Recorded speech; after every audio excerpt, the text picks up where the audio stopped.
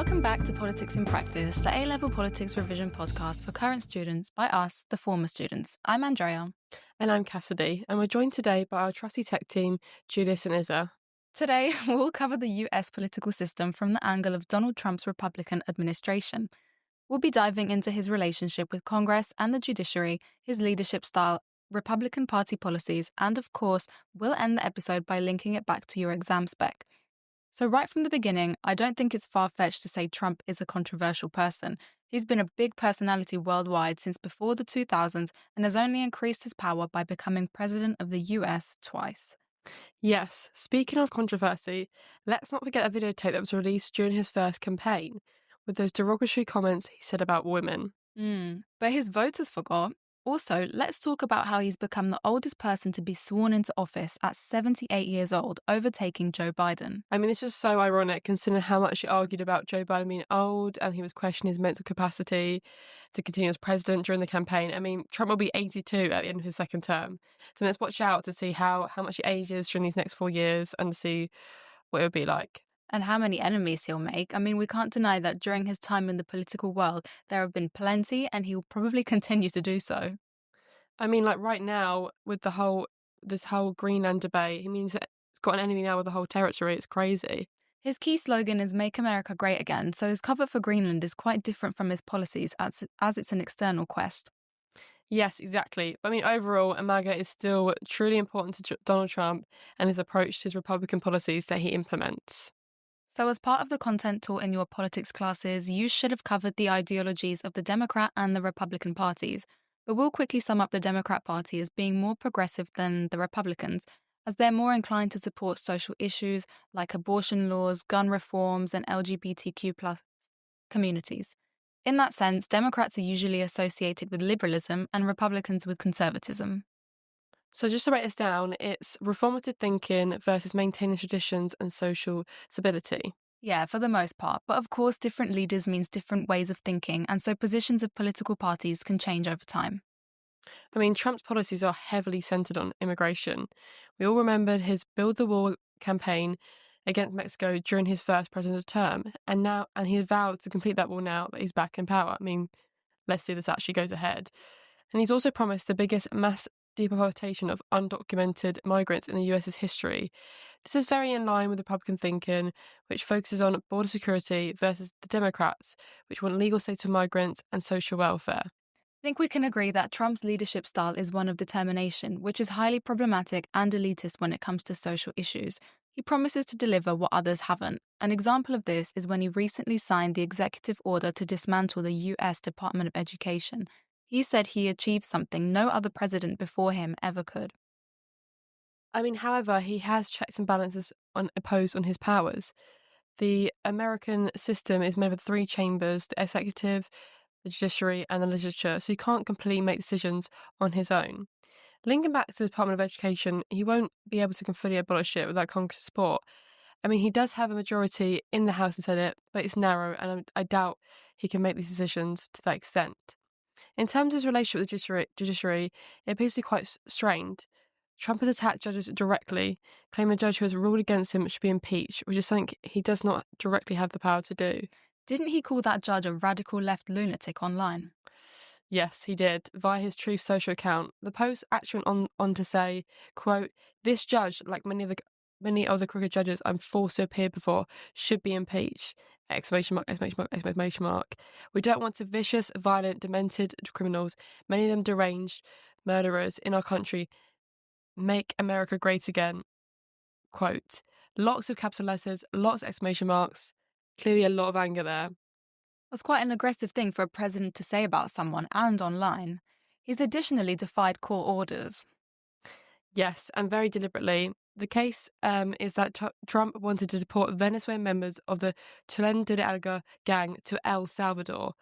But when the flights with the alleged gang members were already in the air, a judge ruled they needed to be turned around immediately. The authorities refused to do that, and the alleged gang members are now in El Salvador. But the White House says this wasn't a violation of a court order. Yes, they said the flights were already out of US airspace, so the judge didn't have any jurisdiction, and they are, of course, questioning his authority. There are lots and lots of cases like this in America right now. For example, when courts ordered that a Palestinian activist Trump wanted to deport needs to have his case heard in New Jersey, not Tennessee, where he's being held. Trump supporters often say these efforts by the left-wing judiciary to undermine Trump's tough immigration policy. When Trump tried to end birthright citizenship in January, that was also immediately stopped by a judge.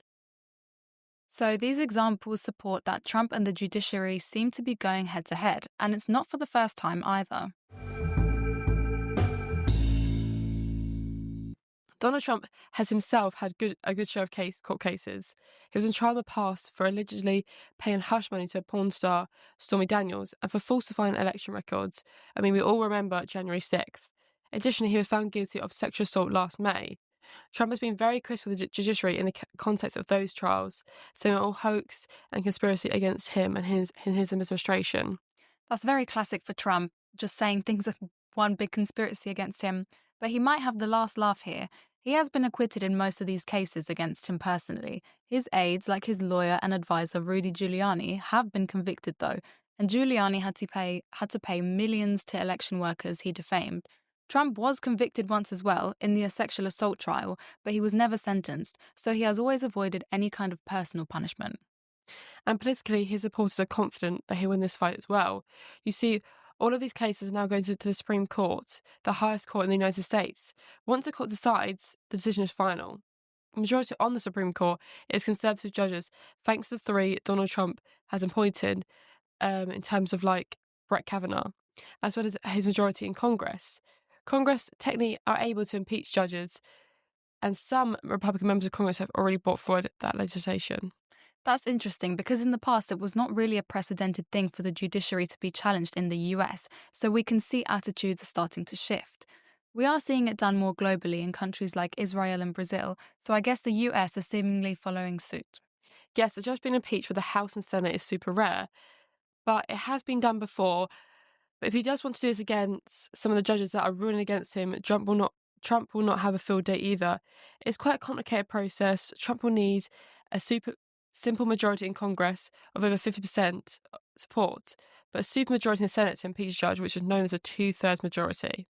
I mean, it's still possible that conservative judges rebel against him, but it's not very likely. And this means that Democrats would at least partly have to vote with him in Senate. And with the polarization within the American system at the moment, they're unlikely to do this. Yeah, definitely not. When judges were impeached before, it was usually very unanimous stuff, because otherwise you don't get a two-thirds majority in the Senate. The last judge that was impeached, for example, was District Judge Thomas Porteous in 2010. They got him for quite blatant corruption and for lying about his bankruptcy. Porteous was impeached with all votes in favour. So Trump just saying, well, they ruled against me, and then impeaching judges doesn't really entirely work. Yeah, impeachments are a tough thing to do in the US. Trump definitely knows that ever since the Democrats tried to impeach him in his first term. Yeah, and they didn't really have much luck with that, did they? They failed. Yeah, and he obviously loved that. So this whole threat of impeaching judges is kind of an empty threat. Yeah, it's definitely an interesting one to watch out for. Let's just quickly link back to Spec and the Supreme Court. We touched on the appointment process a couple of minutes ago, but just to clarify, the President nominates members for the Supreme Court. The Supreme Court justices have an interesting power of a life tenure, so they're essentially in the office for the rest of their lives until they pass away or step down. Many do that due to ill health. So if there's a resignation or a Supreme Court justice leaves their position, only then does the president get to put forward their choice for the next one. There's then a committee process to verify the individual's background, and if that's all good, then a 50% plus one majority is needed to officiate the new judge. There are currently 9 in the Supreme Court. Yes, and these 9 have a very powerful role indeed in making final say in matters involving the interpretation of both Congress and constitutional events. One of the most notorious and well-known Supreme Court decisions that you may have heard of is Roe v. Wade in 1973, which made abortion legal. I mean, but now Dobbs v. Jackson in 2022 did overturn that. All this content can be useful if you have an exam question focused on the Supreme Court. A good one to practice would be, quote, to what extent can the Supreme Court be described as a political institution and is it too powerful? Quote. Let's break down that question and include some of the content that you could write about. So I would definitely speak about the US Supreme Court's powers being set up by the US Constitution.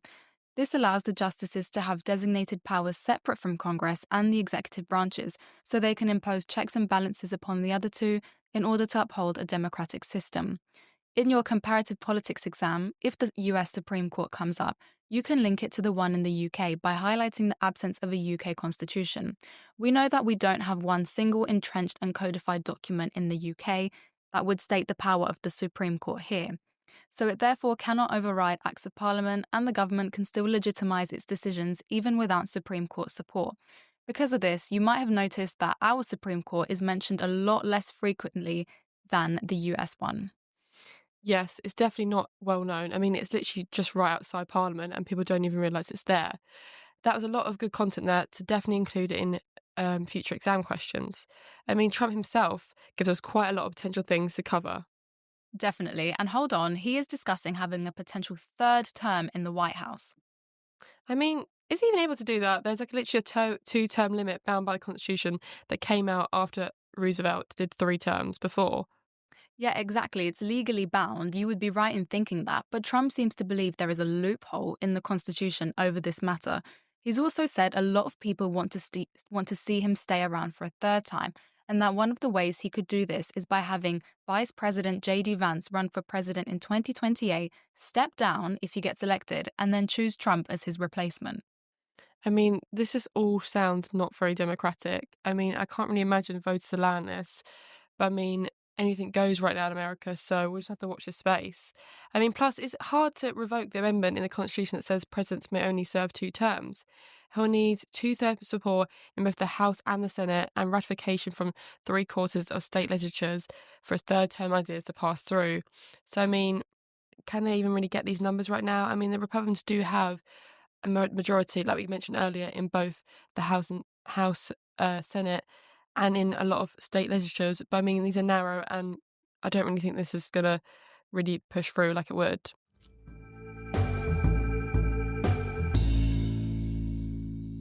I mean, now let's focus now on the revision tip.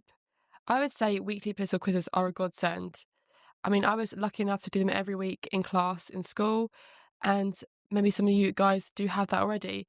If not, it's worth suggesting it to your teacher and your classmates. It's a good time just to break away from learning content in a fun, interactive way to keep up to date with the news with your fellow classmates. And if you're competitive, it just pushes you to always keep up to date and want to get those high results in those quizzes. So good for the ego and your exams. I'd recommend good examples are the BBC or Tutor to You political quizzes. I mean, Tutor to You is actually a good website in all for revision, so definitely worth checking that out. I know my teacher was in contact with someone that would organise quizzes, so if you have any other ideas of quiz recommendations, please give us a message on Instagram and we'll be sure to share them on here for you. Yeah, quizzes are a really good recommendation. If I could go back in time and change something about my revision methods, I would definitely add quizzes in there. But to end this episode, we've covered pretty much everything on the US administration. Thank you all for listening. Keep tuning in for more political content for your A-level exams. And remember that if you have any topics you'd like us to cover or any questions for us, you can get in touch via our TikTok and Instagram accounts at Politics in Practice.